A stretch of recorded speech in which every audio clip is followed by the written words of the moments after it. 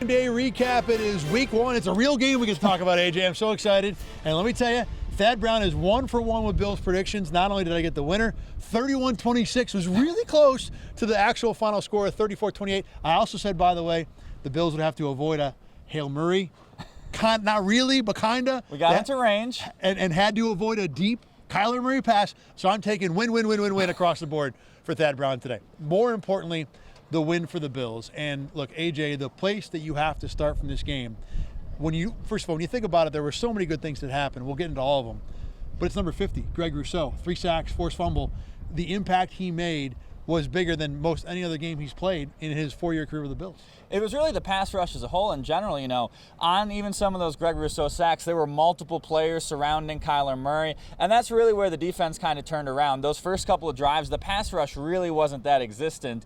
I mean, Rousseau had a technical sack early on just because he kind of, ran Murray out of bounds. He escorted him for a 0-yard loss, but that's when really things started to pick up. I even said on the sidelines, I'm like, man, the Bills could really use a pass rush here. That was right before that 3rd down sack. They got the sack, and that started to turn things around. So, with the defense where obviously the safeties are, Damar Hamlin and Taylor Rapp, big question marks. The cornerbacks are, fine, but the linebackers, you got Dorian Williams, the front, inside of the defense didn't really do that well. The pass rush might have to lead the way in this defense, and, game one, the test was passed. And it wasn't just, like you said, Rousseau, it wasn't just the sacks. Look, Von Miller, I watched him a lot of the game. He's not Hall of Fame Von Miller, but he was effective. He had pressures beyond the 1 sack he had. Even now, look, his sack looks a little fluky because Kyler Murray trips over an offensive lineman and Von touches him down like a sack of potatoes.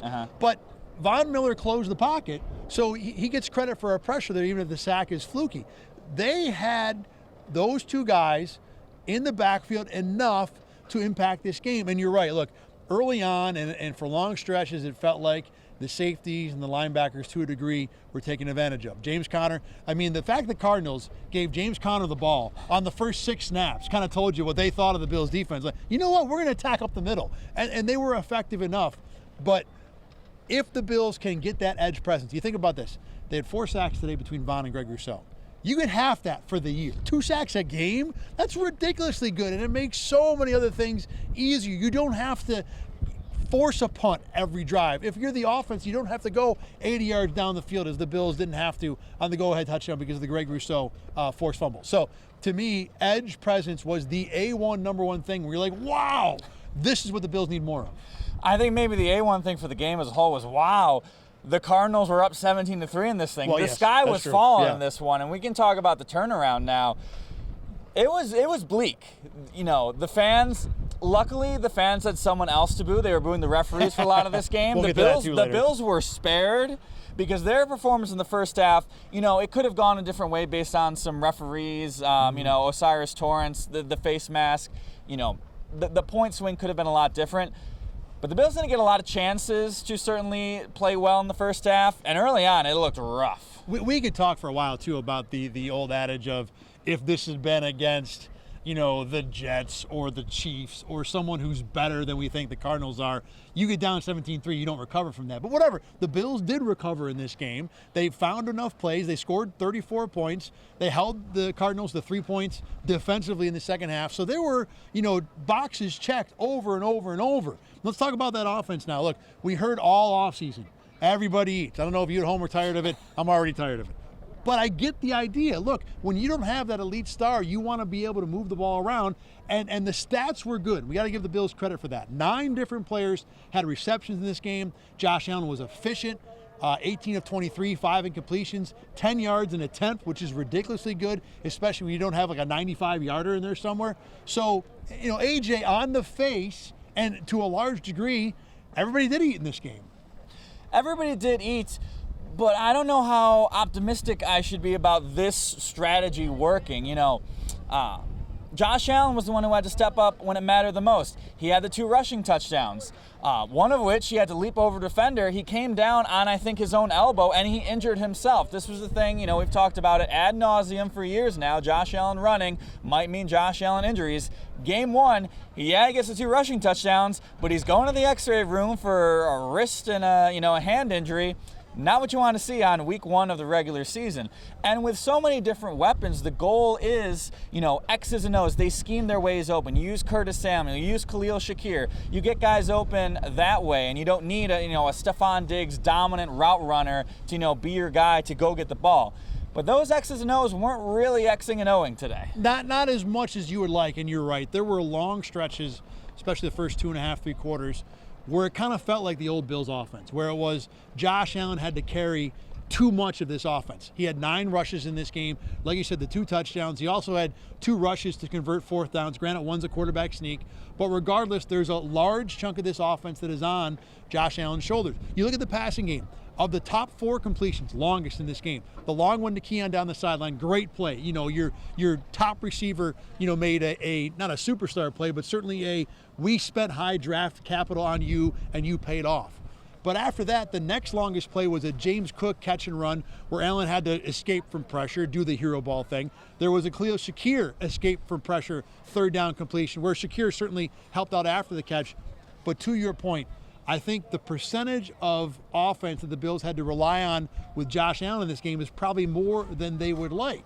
And look, the question is, when you don't have another star next to Josh Allen, can this group of supporting pieces be the sum of the parts out? What was the phrase? The sum outweighs the whole outweighs the sum of the parts. There we go. We finally got it. Sooner or later. Can these supporting players be that to prevent Josh Allen from having to do so much? And although the numbers were good and there were promising signs, I think you're right. There has to be more from those other guys. And by the way, did Dalton Kincaid play in this game? I know he had a catch, but for all of us that said Dalton Kincaid's going to lead this team in targets, he was conspicuously absent in the passing game. Yeah, and those are the things. Dalton Kincaid, can he be the number 1? 1 reception for 11 yards. Curtis Samuel, we're not expecting to be a bona fide number 1, but he was the guy they brought in via free agency to be, he was the a confident, sizable, experienced veteran. Exactly. Yeah. 2 catches for 15 yards. And you talk about other players. The Bills did run the ball a lot. Those first 2 and the start of the 3rd drive, there were 15 plays. Josh Allen only threw 2 passes, so that's not really a ratio we want to keep going. But James Cook, against a run defense that's very suspect for the Cardinals, it's a defense as a whole that's very suspect. 19 rushes for 71 yards. That's a 3.7 clip against a weak run defense. We had a couple moments of 9, 15-yard runs, but there were a lot of 1s and 2s in theirs, and getting stuff to the line where really it just doesn't advance the offense. I think the big thing you question with this is, and we won't know for a few weeks, but we expect the Cardinals to be a bad defense, especially if they run, because they were last year. Maybe they aren't. Maybe they're okay. If they're 20th and you do this to the 20th ranked defense, I think you feel okay. But if it turns out that the Cardinals are 29th, 31st against the run like they were last year, then yeah, I think that's something to be a little concerned about. Granted, look, end of the day, they put up 34. Yeah, they scored 34 exactly. points. They got the job done. And it's game 1. It's fair to have questions. And going into this season, to me, the worry about the Bills, the reason that I thought this would be a team that takes a little bit of a step back is because there are so many things that you're not sure about. Can this everybody eats offense work? Well, today it did. Not that it worked as 100% as much as you wanted to. No, but it worked well enough. All right, let's move on to the officials here, because that was certainly a talking point. After the game, Dion Dawkins, he was very cordial about it. I hope it doesn't read poorly, but he said, look, I love the refs, and just like us, it's game 1 for them, and they're trying to figure things out. I question whether Dion Dawkins actually loves the refs. Well, he said he does. And look, Dion Dawkins, he's a loving guy. Yeah. There's a good amount of love there. We'll put it that way. All right, look, number 1, the Jamarcus Ingram personal foul on the first drive of the game was a ridiculous call. There's no defending it. Look, I will sit here and tell you if there's anything that I could see to think, well, maybe they... No. There's no argument there. I will say this. That is bona fide, that is piece number 1 for a sky judge. Because I will give maybe the ref a little bit of a credit. Murray's neck kind of snaps back. It kind of does like a backward motion, which doesn't seem natural for him just to do a slide. So I can kind of see how you just throw it off of safety, but you got to have someone there to say, no, let's not do that. Right, you throw the flag because you're just being careful about the quarterback. It's Kyler Murray maybe getting his head snapped off. Right. Yeah, so no excuse for that one. I also thought the Zaven Collins roughing the passer penalty against Josh Allen was the wrong call. Now, look, at least that one I get why the ref would make that call, because it looked like his hand grazed Allen's face mask, and I know if you touch the quarterback's head, you get a 15-yarder, but I still don't think there was really any contact there. Regardless, at minimum, the Bills were owed one. So, the worst case scenario, this came out even with one bad call either way. Beyond that, look, I didn't have any problem. Obviously, the Osiris Torrance face mask that killed the Josh Allen touchdown run early was as blatant a penalty as you get. False starts you would expect the refs would get right for the most part. And I think beyond the referee having his microphone on excessively today and multiple times where he's blowing the whistle while the microphone's on for everybody to hear, I thought the refs, outside of 2 calls, did a good job in this game. No, and it certainly just kind of snowballed once early on. The missed call on the Jamarcus Ingram, the fans started to get riled up. There were some kind of issues with the score clock too, where things started to run. So there were some stoppages and starts. So the game just didn't really have a lot of flow. It's kind of easy to blame that on the refs. It probably wasn't an A+ game. Yes. But we're not giving it an F, I would say. I would agree with that too. Coaching decisions. I, for the most part, thought Sean McDermott called a pretty clean game, and really he doesn't make a ton of mistakes. Not a ton. He makes some, not a ton. I thought he was pretty good in this game, but you don't think so? Mostly. To a degree. Yeah. So, end of the second quarter, the Bills are down 17-3. They get the ball back about, I think, maybe exactly 2:40 left. They get another false start penalty. They give a handoff to Ty Johnson, and they let 36 seconds run off that clock. You're down 17-3. You need to score before, halftime, try and do this double dip. You want to get some positive momentum. I don't really see the need to run all that time off the clock. At least get one. I'm not saying you have to, panic and rush like, let's go, go, go. We have timeouts. We're probably not going to run out of time, but let's not push our luck. It did work out perfectly. Sean McDermott explained his reasoning that he didn't really want the Cardinals to get the ball back with a lot of time left on the clock. But I'd rather, wait and see, play that waiting game when I'm pushing towards the red zone, try and score with 1 second on the clock. When there's 2:40 on the clock and I need something from my offense, I want to make sure Josh Allen has as much time on the clock as possible, has as much, resources to make this drive. And I just thought, it was almost, a waving the flag moment to an extent. It turned around quickly, but it almost seemed like, okay, we had a false start, we had a bad run play. Let's just get into the 2-minute warning. I would have liked them to see, a little more urgency there. The one thing I'll say about that is, you make a great point about the Bills being down 17-3, but also there, if you call another play, you talk about like leaving the Cardinals time, and I think we both think of it as, well, after the Bills drive down and score some points, you're worried about it being 40 seconds instead of 20, big deal.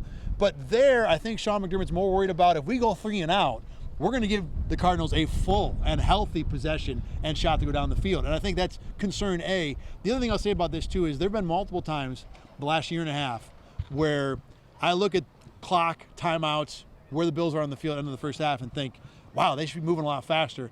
And then they still score points anyway. Not always touchdowns, but they still are able to figure it out. I think Josh Allen's done a good job and has proven that he can slide this team down the field in a hurry if he has to. And to kind of counter that, I think the Cardinals still had timeout. So if they go 3 and out, even if they wait till the 2-minute warning, run the ball, completed pass, they still would have gotten the ball back with a healthy amount of time. Well, sure, but I mean, there's a difference between 1:45 and 1 timeout for the Cardinals, which maybe it would be if you run a play there, as opposed to if you take it the 2-minute warning and you go, let's say you run and then incomplete and you're out. Well, the Cardinals might get it back at 1:30-ish, 1 timeout to go. Obviously, it depends on what you do, but I think, think about it this way too. If you run a play and it's incomplete there, now you're running your next play, and now you're punting at the 2-minute warning where the Cardinals haven't burned any timeout. So, I can understand why Sean McDermott ran the clock down there. I think it was the right call, but I do get what you're saying, and there are times when McDermott spends too much effort worrying about what the next possession is going to be as opposed to making sure his possession gets points. Especially when you're down 14 to the Cardinals and you've got Josh Allen. Come on, we're the Buffalo Bills here. If it's 10-10, I can understand not worrying about it as much, but 17-3, yeah, there's some urgency there to score points. Are you good with the decision to kick to go up 6 points? I thought if they had stayed at 4th and 3, I would have gone for it. The fact that they lost yardage, I'd have to look at it again. I think it was 4th and 5 when they kicked going up 6. The thing about that is I would have gone for it there because if you go for it and you miss, then you encourage Arizona not to try and score a touchdown because they'll be ecstatic to get the 3 and go to overtime, as opposed to, look, if they complete that pass on 4th down, which they had to try to Greg Dortch, now it's 1st and goal like the 4, and you're probably losing the game. And as it turned out, I don't know if you've seen this yet, but on that 4th down play, Marvin Harrison on this side of the field is wide open. He could have ran down and scored, and ran down to the other end and scored, and the Bills wouldn't have tackled him. So if you go for it, you win if you make the 4th down, and at worst, you're probably going to overtime in general. But you got the situation there? 4th and 3. So they went from 3rd and 2 to 4th and 3. 4th and 3. I probably would have gone for it 4th and 3. I would have gone, like, I thought they were further back. I'm like collecting my stuff and coming down from the press box, so I didn't know the exact yardage. 4th and 3, I would have gone for it in that spot.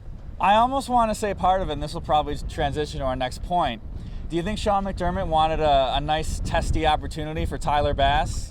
You know, a big important kick with some wind, 39-yarder. You know, let's test him. Let's either get him some confidence, or let's figure things out here. I know what you're saying. I'm going to say no. I know what you're saying. Now, look, remember, if you go with my route, where you go for it and you miss and they score a field goal, you're about to give them a testy opportunity in overtime. Yeah. But no, I don't think so. I don't think it was a A1 priority, but I think maybe in the back of my head is like, he's like, all right, let's put Tyler Bass out there. I'm going to show I have faith in him. Let's see what he's got. The other thing, too, we don't know what Josh Allen's injury situation actually is.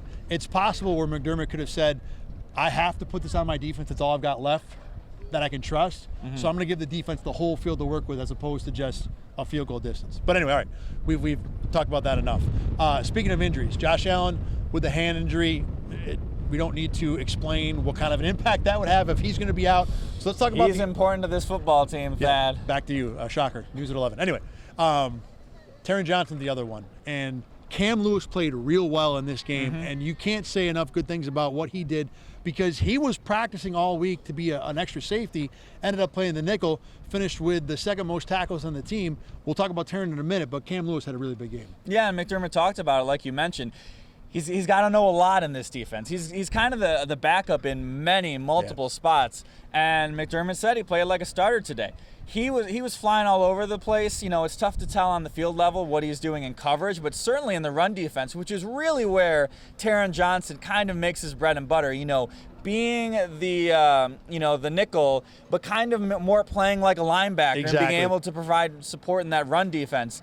He was doing a really gosh darn good Taron Johnson impression. Yeah, and as for Johnson, forearm injury, and look, Cam Lewis I think has developed into a pretty solid player that you can plug in and play in a reserve role as a nickel on a defense and do a few other things as well.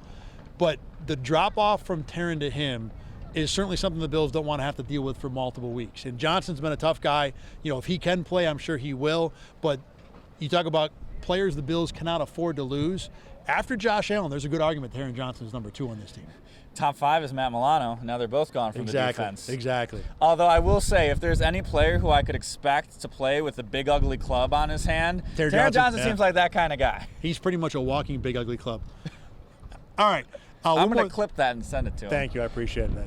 Tyler Bass, by the way, we talked about testing him 6 for 6 in kicks today. And it was, you tell me, it was pretty windy out here, right? Yeah, I think you can probably see some flags in the background of this shot. You might be able to, here, let's put on the wind.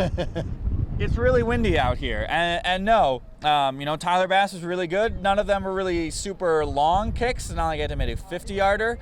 But no, he passed his tests.